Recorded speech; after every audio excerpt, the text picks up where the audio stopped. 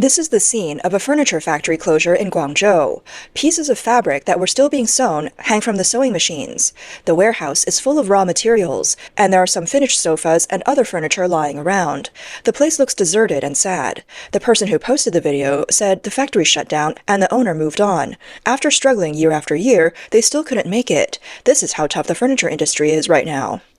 Since the second round of the US-China trade war began, high tariffs have practically frozen trade between the two countries. It has badly hurt China's export manufacturing industry. Factories lost orders, warehouses piled up with goods, and many businesses ran out of money. Even worse, it's not just direct export factories that are suffering. Entire supply chains are collapsing too. Those once busy industrial parks are now quiet. Factory closures, production stops, and bosses running away are spreading across China like a virus. 决定了 不干了 I've made up my mind. I'm done. I'm selling the equipment and shutting down the factory. I'll never touch manufacturing again. I thought if I could survive 2023 and 2024, things might get better in 2025. But since the beginning of the year, there's been no sign of hope. On April 26, in Kaiping City, Guangdong, the boss of Yihong Garment Factory ran away in the middle of the night. Many workers gathered at the factory gates demanding their wages. There was a police car at the scene, and it looked like the government was stepping in. Another video showed that late into the night, many workers and suppliers were still at the factory, waiting for the police to help solve the problems with unpaid wages and money owed for goods. On April 25th, a person in Shanghai posted a video showing an empty factory workshop that used to cover tens of thousands of square meters. Now it's completely deserted. On April 24th, the boss of a brand-name clothing factory in Guangdong looked very worried while staring at piles of branded materials stacked at the warehouse. These materials were meant for big European and American brands, but now with tariffs going up, all the orders have been cancelled, and the factory had no choice but to declare bankruptcy. A second-hand equipment dealer in Guangdong has seen this happen again and again, factories shutting down and selling off equipment at low prices. On April 20th, he bought a batch of CNC machines. The factory owner had just invested in building the plant but hadn't even started full production. Because of the trade war, he saw no future and decided to shut down before even getting started. 现在开工厂做老板 What are the chances of surviving as a factory owner these days? Every factory I see is shutting down. Another one just collapsed, and it hadn't even started yet. This owner invested more than $1,000,000 into a batch of CNC machines, planning to go big. After running a few dozen hours of tests and not even feeling confident enough to produce a sample, he decided to sell everything. Maybe that was a smart choice. The reality is, it ended before it even began. After all that effort, how much money will be lost on these machines? On April 24th, workers at a factory in Dongguan gathered to protest. Their boss had suddenly disappeared, the factory shut down, and several months of wages were left unpaid. The person who posted the video said, "I never thought a big factory with hundreds of people could shut down just like that." Some people in the comments warned, "Be careful, during the May Day holiday, don't travel too far. You might come back and find your factory gone." Others said, "The economy is bad this year. It's not surprising that bosses are running away." On the same day, hundreds of workers gathered at Guangxing Sporting Goods Company in Daoxian, Hunan Province. They were protesting the factory's closure without any compensation. According to public information, this company was founded in 2018 and mainly produced golf bags, sports gear, gloves, and related products. People online said you could tell right away that these products were mainly for the US and European markets. The effects of the US-China trade war are also starting to show. These are just the first companies to fall. On the same day, another person posted a video showing a machine processing factory in Shanghai shutting down, with a lot of CNC machines being sold off. The factory looked like an older one, and the equipment seemed pretty outdated. But the boss didn't run away. He stayed and even gave workers an N+1 compensation package. A commenter from Guangdong side, "This year is so tough. Our factory has also been shut down for days. We're still waiting for updates, and we don't know if it'll close too." On April 13th, someone in Fujian posted a video and said, "Everything seemed fine at work yesterday. Today, the factory just suddenly shut down. It's hard to believe such a large factory could fall overnight. I wonder how many more will close this year." A person from Hubei replied, "That's normal. Yesterday, we were still working overtime. This morning, all the machines were gone." Someone from Guangdong also said, with tariffs going up, a lot of factories are shutting down. Experts say the mass shutdowns in the manufacturing industry mark the beginning of a structural decline in China's manufacturing sector. As the US-China tariff war drags on, the combination of high tariffs and weak global demand is hitting small and medium-sized businesses hard. Manufacturing is now quietly collapsing. This sudden crisis is dangerous because it's hard to detect, but could keep spreading throughout the real economy. Dongguan, Guangdong, was once a symbol of China's global manufacturing power, known for its labor-intensive industries and export-driven economy. It was even called the world's factory. In recent years, though, it had already been declining because of supply chain shifts. Now the trade war has hit it even harder. Recently, a long-established company, Dongguan Dehong Electric Appliance Manufacturing, which had been around for 18 years, announced a halt in production and a month-long shutdown. The company said that because of the U.S. tariffs and changes in the global economy, orders had dried up. Workers were put on leave starting April 11th. According to reports, Dehong said business might resume after customers and suppliers renegotiate prices, but the situation right now is grim. Dehong was founded in 2007. It focused on developing, manufacturing, and selling home appliances, with all its products exported to the US and Europe. American economist David J. Wong pointed out that Dongguan wasn't just a hub for early Taiwanese and Japanese investments. It was also a major supporting base for Shenzhen's electronics industry. It was seen as a leader of Made in China. If even big factories in Dongguan can't survive, it shows that China's manufacturing sector is shrinking. Dehong shutdown is just the tip of the iceberg for the manufacturing crisis happening across the Pearl River Delta. On April 25th, hundreds of workers continued protesting at Huizhou Huayangyangao Electric Appliance Company. They had been protesting for almost a month. The trouble started when, on April 1st, the company suddenly announced a 2-month shutdown and barred workers from entering the factory. Workers were furious and demanded compensation. Some workers said that over the past year, the company had already started shifting some orders to other plants in the group and changed working hours to a standard 8-hour day with weekends off, causing their income to drop sharply. Many longtime workers who had been there for over 20 years said the company was using the shutdown as a way to lay people off without severance. Public records show that Yuangao Electric was founded in 1992 and is part of Taiwan's Wesco Group. It specializes in making ceiling fans and lighting, with all products sold overseas. Ironically, just a few days earlier, Chinese state media had praised Huizhou's trade performance, reporting that the city's imports and exports rose by 6.9% over the past 2 months. Yuangao Electric was even mentioned as a standout company. The company's deputy general manager, Gu Mingfeng, said exports grew by about 9% in the first 2 months. He said they had invested heavily in R&D to boost their competitiveness, and their products mainly went to the US and Europe. But now, after the US-China tariff war, all that competitiveness seems to have vanished, and the company is stuck in a shutdown. The escalation of the US-China trade war has started to hit major export hubs along China's southeast coast. In provinces like Guangdong, Zhejiang, and Jiangsu, millions of export factories are facing a wave of mass shutdowns because orders from the US have almost completely dried up. Right now, in China's textile industry, people are saying that after the May Day holiday, more than half of the textile factories will take extended breaks. China is the world's largest textile producer. About a third of its products go directly to the U.S., and another third are shipped through Southeast Asian countries before entering the U.S. market. That means about 60% of China's textile exports are tied to the U.S., so this round of tariffs has been a huge blow to garment manufacturing and export businesses. A business owner from Guangdong, who runs an export clothing factory, said his factory has 20 containers stuck in the Shenzhen port, more than 10 containers dragged back to the industrial base, and another 10 containers switched to domestic sales at the port. Some workers said that the trade war has already forced shutdowns for factories making shoes, jeans, power outlets, and portable stoves. Some business owners said they were cutting back on overtime and weekend shifts. After what Trump did, everything here has stopped. Factories focusing on the US market, look, so many have shut down. Factories are about to go under. What can we even do? Just look at how hard business is now. No orders, and we're being sent on leave again. Last year, we barely managed to make a living, but this year it's completely gone. There are no orders at all. All the workers have been sent home. Where did all those big clients and big orders go? What happened?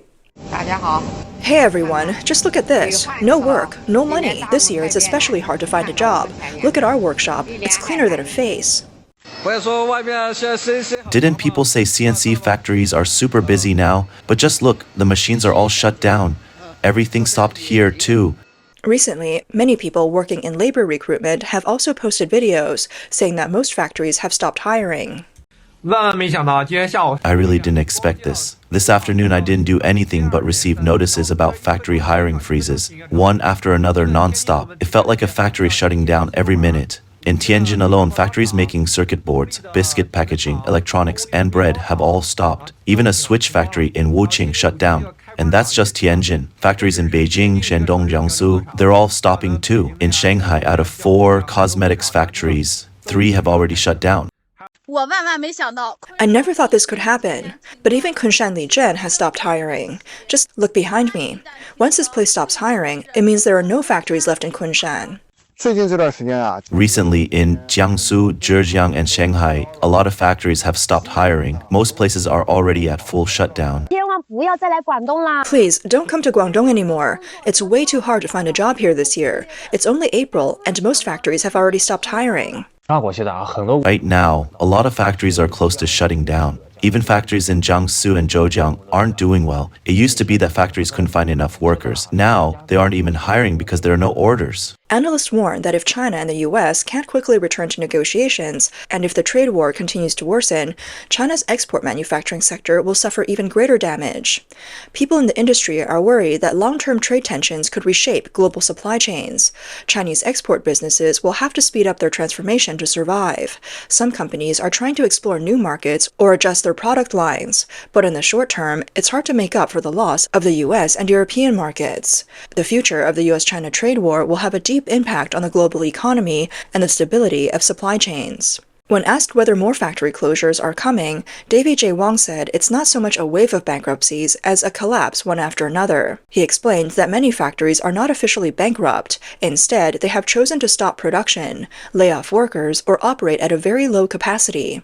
They are stuck in a half-dead state.